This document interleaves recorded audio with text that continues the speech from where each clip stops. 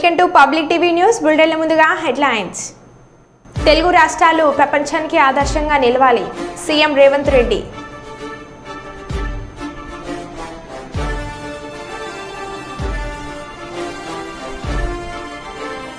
Hero పుట్టినరోజు వేడుకల్లో ప్రమాదం.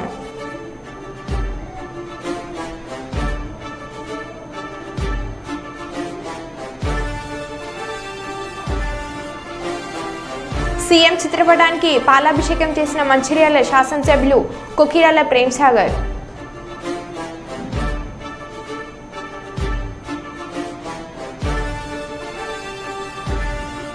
తిరుపతి బస్సుల్లో పొగలు, పరుగులు తీసిన భక్తులు.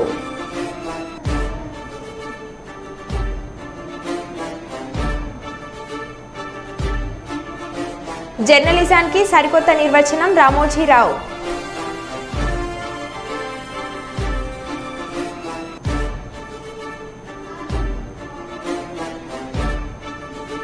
కలెక్టర్ కార్యాలయంలో అధికారులతో సమీక్ష సమావేశం నిర్వహించిన మంత్రి సీతక్క.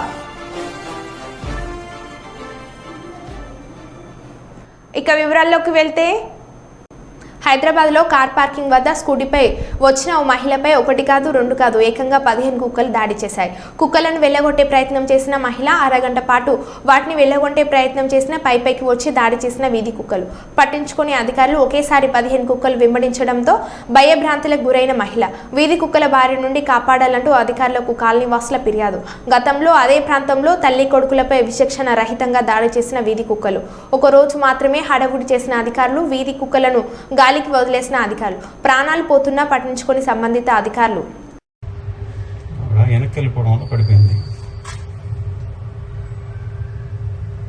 దగ్గరికి వెళ్ళి కొంచెం జూమ్ చేసుకోవాలంటే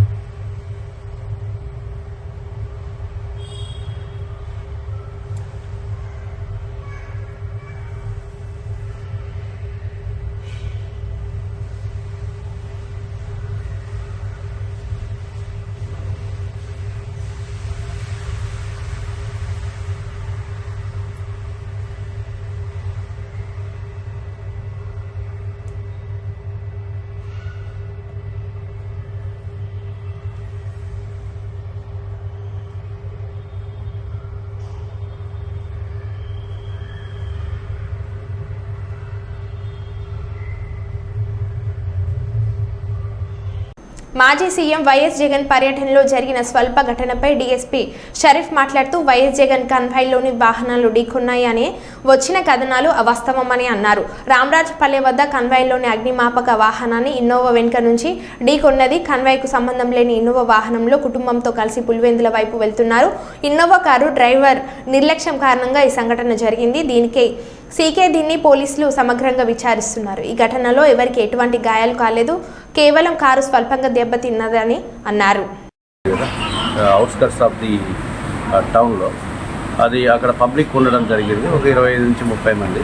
అక్కడ కాన్వాయ్ స్టాప్ అయింది. వెనకాల మన గవర్నమెంట్ ఫైర్ సర్వీస్ వెహికల్ ఉంది. ఆ గవర్నమెంట్ ఫైర్ సర్వీస్ వెహికల్కి ఒక ఇన్నోవా వెహికల్ ఫ్యామిలీతో వెళ్తూ అతను వచ్చి జస్ట్ కాంటాక్ట్ అవ్వడం జరిగింది. దాన్ని మనము ఒక కాన్వాయ్లో ఏదో జరిగినట్టుగా ఇస్తున్నారు.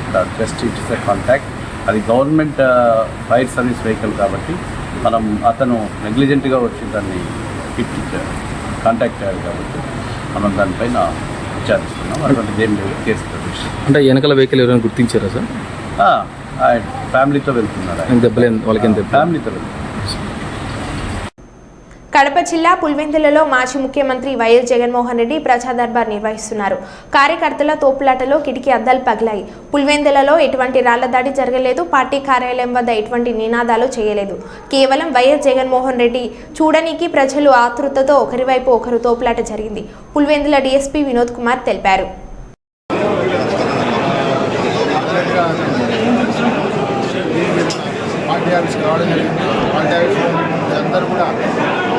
కూడా పార్టీ వాళ్ళ దాదాపుగా వాళ్ళను లోపలికి పిలిచే క్రమంలో లోపల గదిలో ఉంటూ బయట నుంచి అందరినీ పంపించడం జరుగుతూ ఉంటుంది. దీనికి 2-3 పార్టీలు అంటే ఎంట్రన్స్లోనూ వాళ్ళు ఒక గుంపుగా వచ్చి మాకు ఆ తోపిడిలో కొన్ని రెగ్యులరైజ్ చేస్తూ మనుషులు లోపల పంపించడం జరిగింది. ఇక్కడ స్టోన్ పెయింటింగ్ అనేసి అంటా ఉన్నారు, దాని మోస్ట్ ప్రెమిసెస్ ఇక్కడ కార్యకర్తలు తప్ప వేరే బయట నుంచి వచ్చే ఆస్కారం లేదు. అట్లాగే అద్దాలు పగిలినాయి, అద్దాల మీద స్టోన్స్ పడి పగిలినాయి అది కూడా కాదు. అది ఏమైందంటే ఈ అన్ని చోట గ్లాసెసే ఉన్నాయి. వీళ్ళందరూ కూడా ఈ పుషింగ్లో అది గ్లాస్ అట్లా క్రాక్ ఇచ్చింది. ఇక మిగతా విషయాల్లో అంతా కూడా సవ్యంగా జరిగిపోతూ ఉంది. కొద్ది నిమిషాల్లో ఉండగా ఎక్స్ఎం గారు నుంచి బయలుదేరుతారు. జిల్లా ఇన్ఛార్జ్ మంత్రి ఉత్తమ్ కుమార్ రెడ్డిపై కరీంనగర్ బీఆర్ఎస్ పార్టీ నగర అధ్యక్షులు చల్లా హరిశంకర్ ఫైర్ జిల్లా ఇన్ఛార్జ్ మంత్రిగా సమస్యల పరిష్కరించడంలో విఫలమయ్యారు. అధికారంలోకి వచ్చి 6 నెలలు గడిచిన ఇప్పటి వరకు సమస్యలపై సమీక్షించలేదు. కరీంనగర్కు స్మార్ట్ సిటీ తెచ్చిన ఘనత నాటి సీఎం కేసీఆర్దే, నాటి ఎంపీ బోయిన్పల్లి వినోద్ కుమార్ అన్నారు. ఎమ్మెల్యే గంగుల కమలాకర్ లేదే, ఇందులో ఇంకొకరి భాగస్వామ్యం లేదు. తోటి కార్పొరేటర్ బండి సంజయ్ కేంద్ర మంత్రిగా బాధ్యతలు స్వీకరించడం పట్ల శుభాకాంక్షలు తెలుపుతున్నాం. శుభాకాంక్షలు తెలపడంలో రాజకీయ కోణం ఏమీ లేదు అని అన్నారు. కరీంనగర్ అభివృద్ధికి బండి సంజయ్ సహకరించాలి. కాంగ్రెస్ ప్రభుత్వం అధికారంలోకి వచ్చి 6 నెలల 15 రోజులు గడిచిపోయింది. జిల్లా ఇన్ఛార్జ్ మంత్రిగా ఉత్తమ్ కుమార్ రెడ్డి ఇక్కడి సమస్యలపై ఒక్కసారి కూడా సమీక్ష సమావేశం నిర్వహించలేదు. ఇదేమని అడిగితే ఎలక్షన్ కోడ్ సాకు చూపిస్తున్నారు. సంక్షేమ పథకాలు అమలు చేస్తామని దరఖాస్తులు బుట్ట దాఖలు చేశారు. అర్హులైన వారిలో 40% మందికి గృహజ్యోతి, 500కు గ్యాస్ సిలిండర్ పథకాలను అమలు చేయడం లేదు. మహిళలకు ఇస్తామన్న 2500 రూపాయల పథకం ఏమైంది? వర్షాకాలం ప్రారంభమైంది. సీజనల్ వ్యాధులు ప్రబలే అవకాశం ఉంది. గత వర్షాకాలంలో తెగిపోయిన కుంటలు, చెరువుల మరమ్మతులపై ఇప్పటికైనా సమీక్ష సమావేశం నిర్వహించాలి. కాంగ్రెస్ ప్రభుత్వం అధికారంలోకి వచ్చిన తర్వాత నగరంలో జరుగుతున్న అభివృద్ధి పనులను ఆపారు. ఇప్పటికైనా ఉత్తమ్ కుమార్ రెడ్డి ఈ ప్రాంత సమస్యల అభివృద్ధి, సంక్షేమ పథకాల అమలుపై 2 నెలలకు ఒకసారి సమీక్షించాలి. పట్టణాలను అభివృద్ధి చేయాలని కేంద్ర ప్రభుత్వం స్మార్ట్ సిటీని తీసుకువచ్చింది. స్మార్ట్ సిటీలో భాగంగా తెలంగాణలో హైదరాబాద్, వరంగల్కు చోటు కల్పించింది. హైదరాబాద్ కాదని నాటి సీఎం కేసీఆర్ ప్రత్యేక చొరవ తీసుకొని కరీంనగర్కు స్మార్ట్ సిటీ హోదా కల్పించాలని కేంద్ర ప్రభుత్వానికి లేఖ రాశారు. మరి టెండర్లో వర్కులు నడుస్తుంటే, టెండర్లో అగ్రిమెంట్కు టైంలో ఉంటే వీళ్ళు ప్రభుత్వం రాగానే అన్నీ ఆపేసారు. వర్కులు ఆపేస్తే మేము బాగా సంతోషపడ్డాం. ఎందుకు ఆపినందుకు కాదు, వీళ్ళు ఈ వర్కులు ఆపేది కదా, ఇంట్లో కొన్ని డబ్బులు కలిపి కొన్ని నెలల్లో 15 రోజుల్లో ఇంకెక్కువ వర్కులు తీసుకొస్తారు. శాంక్షన్ చాలా అభివృద్ధి చేస్తారని అనుకున్నాం. ఒక్క రూపాయి అంటే ఒక్క రూపాయి 6 నెలల 15 రోజులల్లో కరీంనగర్ జిల్లాకు ఒక్క రూపాయి డెవలప్మెంట్ పని తేలే. మెయిన్ శాంక్షన్ ఇచ్చిన పనులు కూడా అయితే లేవు. దాని మీద కూడా సమీక్ష లేదు. అభివృద్ధి మీద సమీక్ష లేదు, సంక్షేమం మీద సమీక్ష లేదు, ప్రజల బాధల మీద సమీక్ష లేదు, ప్రజలు తాగునీరుకి ఇబ్బంది అయితే సమీక్ష లేదు, ప్రజలు సాగునీరుకి ఇబ్బంది అయితే దాని మీద సమీక్ష లేదు. రేపు పొద్దుగాల ఇబ్బందులు జరిగే పరిస్థితి ఉన్నది.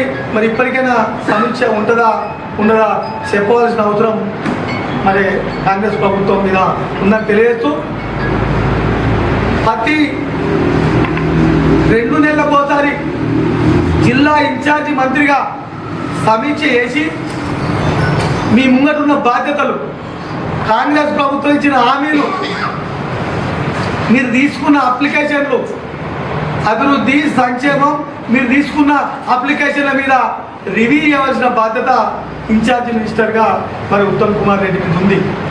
కానీ జాడలేడు, పత్తలేడు. బీఆర్ఎస్ పార్టీ పక్షాన డిమాండ్ చేస్తున్నాం, వెంటనే మీరు సమీక్ష సమావేశం రిప్రజెంటేషన్ చేయడం జరిగింది. కానీ ఒక స్మార్ట్ సిటీ అర్హత ఉండాలంటే 10 లక్షల జనాభా ఉండాలి అని గొల్లెం పెట్టారు. మన 3 లక్షల జనాభా కరీంనగర్ నగరం గొల్లెం పెడితే దాన్ని కూడా మరి ఛేదించి సాధించిన ఘనత వినోద్ కుమార్ గారికి దక్కుతుంది. స్మార్ట్ సిటీ శాంక్షన్ అయింది, ప్రపోజల్ స్టార్ట్ అయింది 2016లో. అప్పుడున్న మేయర్ రవీందర్ సింగ్ గారు, అప్పుడున్న కమిషనర్ శశాంక గారు కరీంనగర్ నగరంలో 60 డివిజన్లలో 50 డివిజన్లలో అభిప్రాయాలు తీసుకొని 50 డివిజన్లలో మీటింగ్లు పెట్టి, మహిళా సంఘాల మీటింగ్లు పెట్టి, మేధావుల మీటింగ్లు పెట్టి, అంటే ఒక 100 మీటింగ్లు పెట్టి అందరి అభిప్రాయం తీసుకొని దాదాపు 80,000 మంది ప్రజల అభిప్రాయం తీసుకొని ప్రాజెక్ట్ రిపోర్ట్ తయారు చేసి 1800 కోట్లతోని ప్రాజెక్ట్ రిపోర్ట్ పంపితే 1000 కోట్లు సాంక్షన్ చేయడం జరిగింది. 1000 కోట్లలో కూడా సివిల్ వర్క్స్ మిగతా.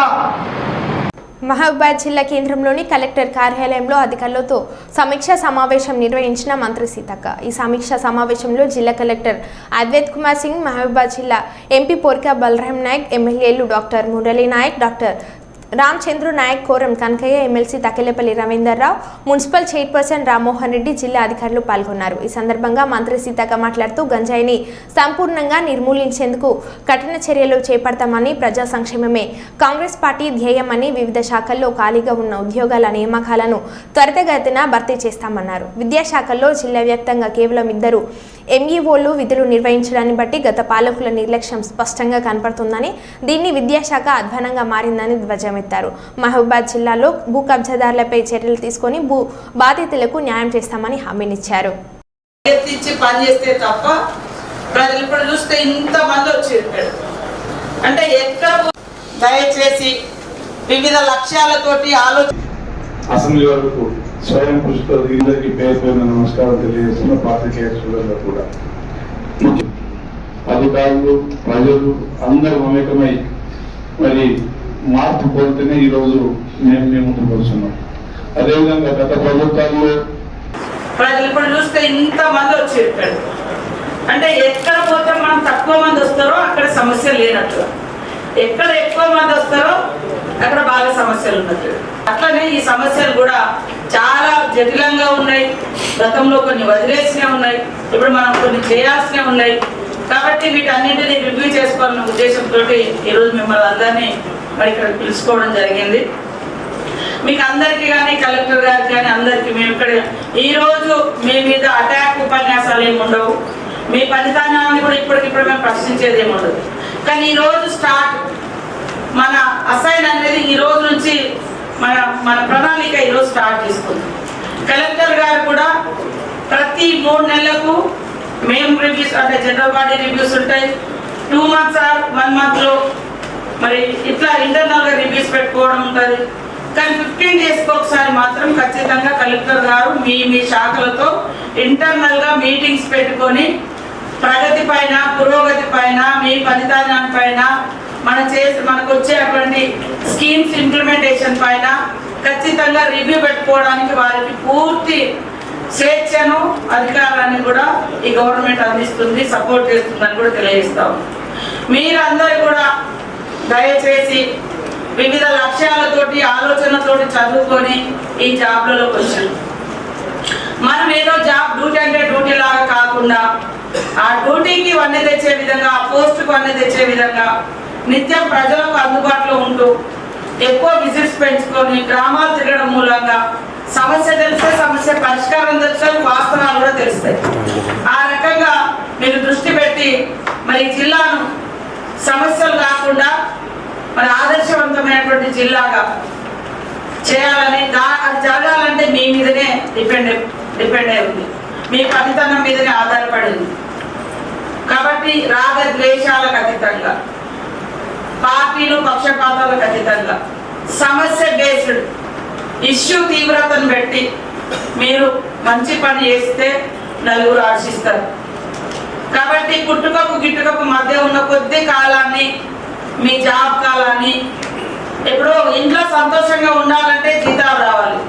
జీతం ఎవరి పేరు మీద వస్తుంది అంటే పబ్లిక్ సర్వీస్గా ఉన్నాం కాబట్టి ఆ జీతం వస్తుంది.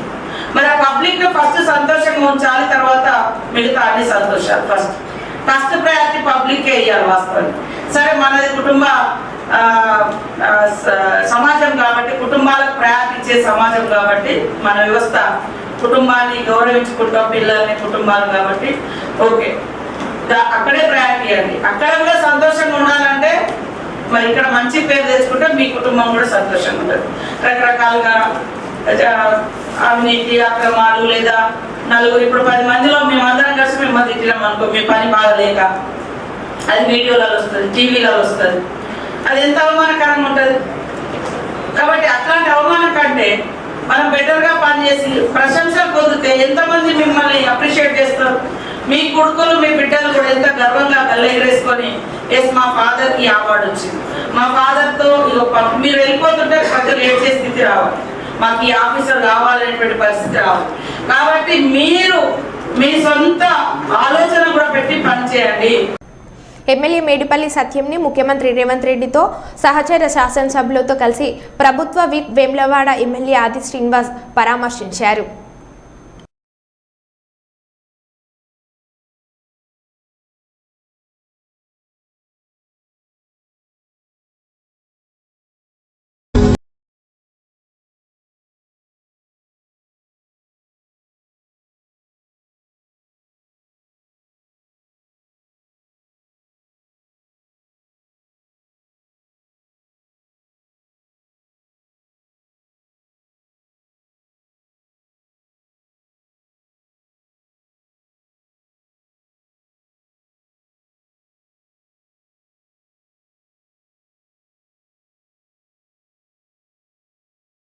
కుప్పంలో సీఎం చంద్రబాబు పర్యటన ఏర్పాట్లను పరిశీలించిన జిల్లా ఎస్పీ మణికంఠ చందోలు. ఈ నెల 25, 26 తేదీల్లో కుప్పంలో సీఎం చంద్రబాబు పర్యటన.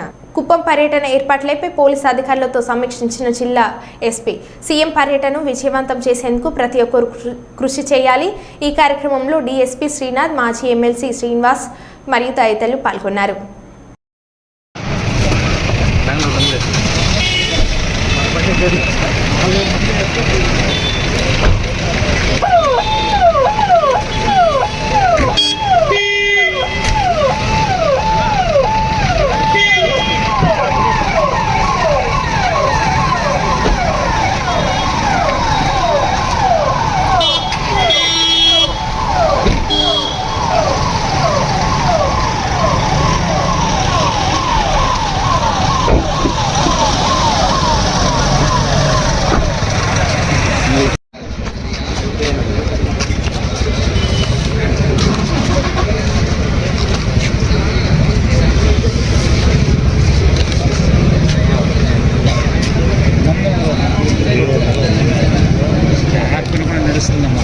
సైడ్ వచ్చి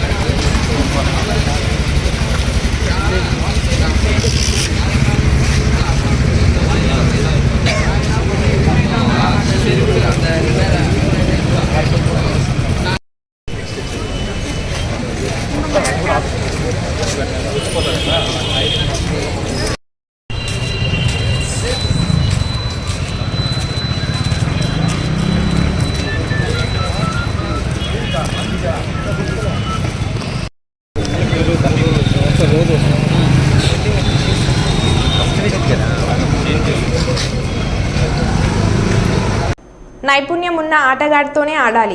ఏపీ సీఎంగా ఉన్న చంద్రబాబుతో పోటీ పడే అవకాశం నాకు దక్కింది. చంద్రబాబు 18 గంటలు పనిచేస్తారు, నేను 12 గంటలు పనిచేస్తే సరిపోదు, నేను కూడా 18 గంటలు పనిచేస్తా. అభివృద్ధిలో చంద్రబాబుతో పోటీ పడే అవకాశం నాకు వచ్చింది. అభివృద్ధి కోసం తెలుగు రాష్ట్రాలు పోటీ పడాలి, తెలుగు రాష్ట్రాలు ప్రపంచానికి ఆదర్శంగా నిలవాలి అని సీఎం రేవంత్ రెడ్డి అన్నారు.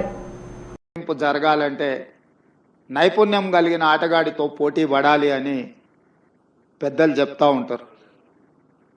ఈరోజు పక్క రాష్ట్రంలో నారా చంద్రబాబు నాయుడు గారు ముఖ్యమంత్రిగా బాధ్యత చేపట్టిన తర్వాత అభివృద్ధిలో, సంక్షేమంలో వారితో పోటీ పడి ఈ రాష్ట్రాన్ని ముందుకు నడిపించే అవకాశం నాకు వచ్చింది.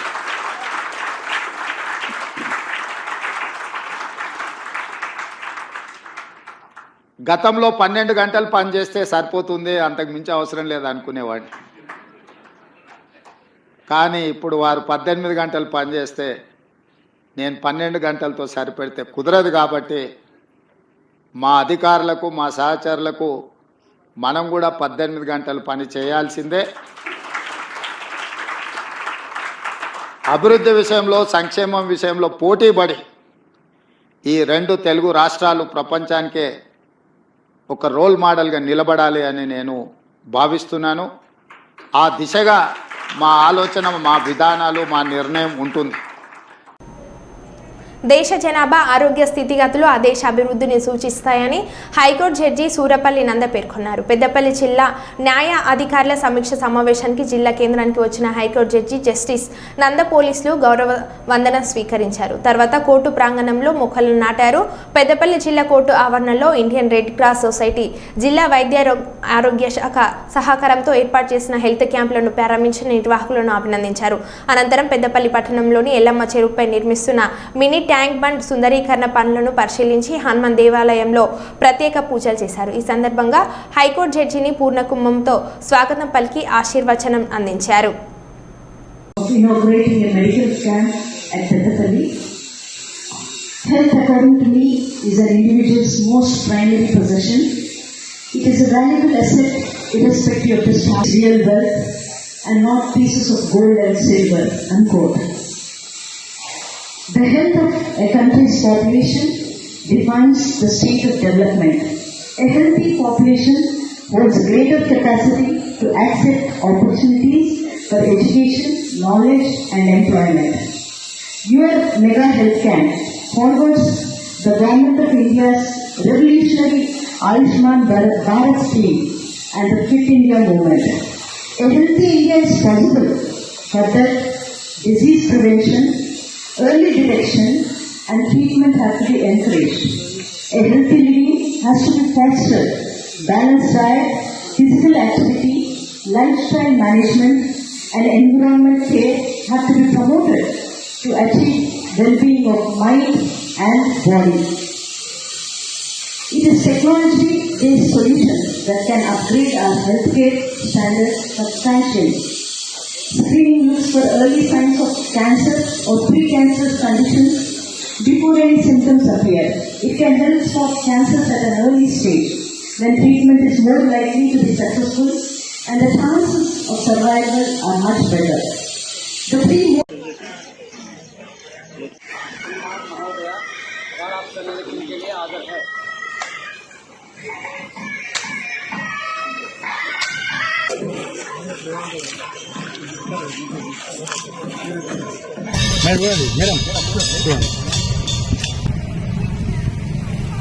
Did you have a pleasant stay in Pettapalli?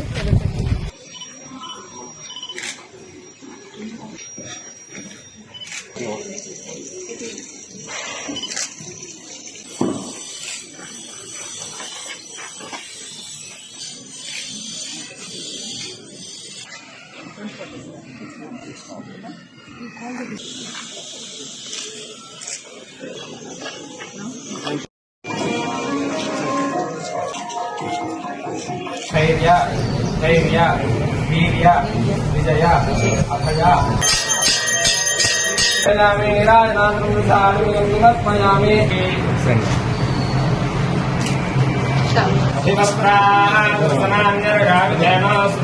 after the summer, it is after the rainfall only they can get inside and they can sleep. Rain and Decorated the camp by cutting the ribbon with the this.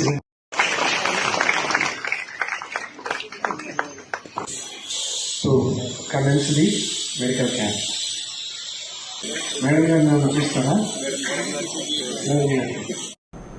Mancherial జిల్లా కేంద్రంలో ముఖ్యమంత్రి రేవంత్ రెడ్డి చిత్రపటానికి రైతులతో కలిసి MLA Kokirala Premsagar Rao పాలాభిషేకం చేశారు. ఈ సందర్భంగా మాట్లాడుతూ గత అసెంబ్లీ ఎన్నికల సమయంలో ఇచ్చిన హామీ మేరకు 2 లక్షల రైతులకు రుణమాఫీ చేస్తున్నట్లు తెలిపారు. కాంగ్రెస్ ప్రభుత్వం రైతు పక్షపాతి అని పేర్కొన్నారు.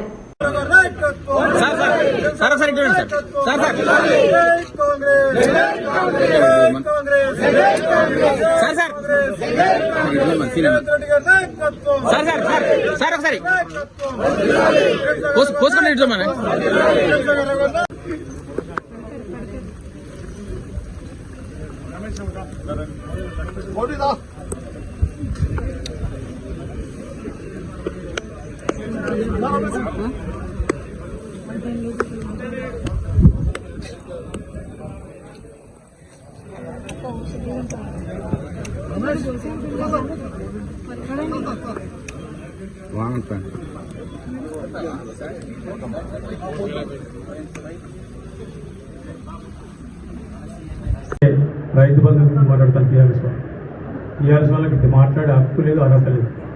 ఎందుకంటే రైతు బంధును నవంబర్ ఇవ్వాల్సిన అవసరం ఉండదు. ఇవ్వకుండా ఏదో కాలయాపన చేసి లాస్ట్కి ఎలక్షన్ కమిషన్కి సారీసి వేరే వాళ్ళతో పిటిషన్ ఇప్పించి ఎలక్షన్ కమిషన్ వద్దరని చెప్పి డ్రామా చేసిండ్రు. చేసి ఆ డబ్బులు 6 నుంచి 7,000 కోట్ల రూపాయలు వాళ్ళకు చర్చకర్త అంటే ఆధారతో బ్యాంకులకి ట్రాన్స్ఫర్ అయిన ఆధారతో సాగు ఉన్నాయి మా దగ్గర. 27, 28 నవంబర్ అంటే 3 తారీఖు పోలింగ్ అయితే పోలింగ్ కన్నా 5 రోజుల ముందు వాళ్ళ కాంట్రాక్టర్లకు అంటే అప్పటి వరకు ఎవరైతే కాంట్రాక్టర్ ఉన్నారో టీఆర్ఎస్ సంబంధించిన కాంట్రాక్టర్లు ఎక్కడ డబ్బులు మార్చి డబ్బులు ట్రాన్స్ఫర్ చేసి వాళ్ళ దగ్గర నుంచి వెళ్ళి ఆ డబ్బులు వాళ్ళ అభ్యర్థులకు ఇక్కడ ఉన్న 3 అభ్యర్థులకు కానీ పేర్లేదు ఇక్కడ మన 3 అభ్యర్థులు 3 ఎమ్మెల్యే అభ్యర్థులు అదే విధంగా మిగతా జిల్లాలో అదేవిధంగా చేసి 6,000 కోట్లు ట్రాన్స్ఫర్ చేసి వాళ్ళ ఆ డబ్బులు వాళ్ళ కాంట్రాక్ట్ రాసేసి ఎమ్మెల్యే అభ్యర్థులకు ఇవ్వడం జరిగింది. ఇది వాస్తవం. దీన్ని కాదని దమ్మలు ఉంటారు మంచి మంచి చర్చకు సిద్ధంగా పెట్టారు. ట్రాన్స్ఫర్ అయిన చూస్తే ఎవరి కాంట్రాక్ట్ ట్రాన్స్ఫర్ అయిన చూస్తే ఏ కాంట్రాక్ట్ ట్రాన్స్ఫర్ చేస్తారు. ఆ కాంట్రాక్ట్ మళ్ళీ విత్డ్రా చేసిన సిస్టమ్ ఉంటుంది. అంటే వాళ్ళకు రైతుల మీద ప్రేమ లేదు, ఓట్ల మీద ప్రేమ లేదు. మళ్ళీ ఒకసారి చూస్తే 10 ఏళ్ళు అయిపోయింది, ఇంకో 5 ఏళ్ళు క్రితం రైతులు మొత్తం ఇక బట్టల గుడ్లు రోడ్డు తీసి రోడ్డుకి తీసుకెళ్దామని చూసాం. కానీ కాంగ్రెస్ పార్టీ అట్లా కాదు. వాళ్ళు ఎత్తేసిపోయినా మాకు సంబంధం లేకపోయినా కూడా ఆ రుణమాఫీ కూడా వాళ్ళు చేసి రుణమాఫీ కూడా మేము చేసి మొత్తం ఖజానాన్ని ఖాళీ చేసి అంటగా కుండలుంటే గీక్కుంటున్నారు. ఆ గీక్కున్న లెవెల్లో చేసిపోయి మా దగ్గరికి ఇచ్చే నాటికి 1,00,000 రూపాయలు పేమెంట్ ఇచ్చే పరిస్థితి రాష్ట్ర హెచ్చరికలో లేదు. అటువంటి పరిస్థితి నుంచి వెళ్ళి వాళ్ళు ఉన్నప్పుడు డిసెంబర్లో జీతాలు, నవంబర్ జీతాలు డిసెంబర్ ఇవ్వాలి. నవంబర్లో జీతాలు వాళ్ళు అంటే వాళ్ళ దృష్టి ఏంటంటే పోలీసు వాళ్ళకి ఫస్ట్ ప్రియారిటీ ఇస్తారు. అటువంటి పోలీసు వాళ్ళకి ప్రతి నెల 18 తారీఖు జీతాలు ఇచ్చారు. ఆ తర్వాత మిగతా డిపార్ట్మెంట్ వాళ్ళు ఇచ్చారు. అంటే నవంబర్ నెల జీతాలు డిసెంబర్ ఎండింగ్ వరకు ఇచ్చిన సందర్భాలు అంటే 1 నెల తర్వాత. అటువంటి పరిస్థితి నుంచి ఉప ముఖ్యమంత్రి భట్టి గారి నాయకత్వంలో ఫైనాన్స్ ఆర్థిక శాఖ ముఖ్యమంత్రి రేవంత్ రెడ్డి గారి సలహాతోటి అడ్వైస్ తోటి ఆదేశాలతోటి సరిదిద్ది జీతాలు జనవరి నుంచి 1వ తారీఖు జనవరి 1 నుంచి జీతాలు ఇవ్వడం జరిగింది. 1వ తారీఖు నాడు ప్రభుత్వం జీతాలు ఇస్తుంది, ప్రభుత్వ ఉద్యోగులందరికీ జీతాలు ఇస్తుంది. 4వ తారీఖు నాడు పెన్షన్ ఇస్తున్నాం.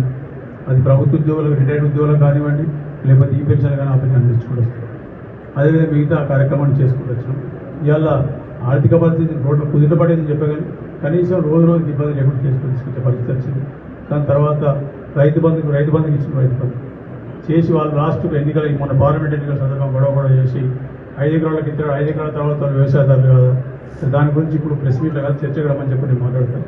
5 ఎకరాల పైన వాళ్ళు ఎంతమంది వ్యవసాయం చేస్తారు, ఇవాళ ఏదైతే నిర్ణయం తీసుకున్నారో ఇదే నిర్ణయం రేపు రైతు భరోసా కూడా చేస్తే చాలా సంతోషం. ఎందుకంటే ఎవరైతే మోకా మీద వ్యవసాయం చేస్తున్నారో వాళ్ళకు రైతు రుణం కానీ రైతు భరోసా కానీ ఇస్తే వాళ్ళ వ్యవసాయానికి బాగుపడుతుంది. కానీ ఎక్కడో హైదరాబాద్ ఉన్నారో లేకపోతే అమెరికాలో ఉన్నారో రైతు బంధు ఇచ్చినా రైతు భరోసా ఇచ్చినా వాళ్ళకి ఏంటంటే అఫీషియల్ మనీ ట్యాక్స్ లేని మనీ వస్తుంది తప్పితే దాంతో ఇక్కడ ప్రజలకు కానీ లాభం చేయాలి. కాబట్టి ఖచ్చితంగా ముఖ్యమంత్రి గారితో మాట్లాడి మంత్రి గారు కూడా నిన్నటి విధి విధానం అదే ఉన్నది. దాని ప్రకారం ఇది కూడా రైతు భరోసా కూడా ఎవరైతే వ్యవసాయం చేస్తారో వాళ్ళకి ఇస్తే సంతోషం.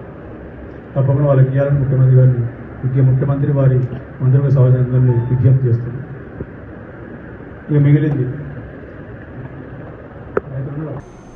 మరో బులెటిన్లో మళ్ళీ కలుద్దాం. Stay tune.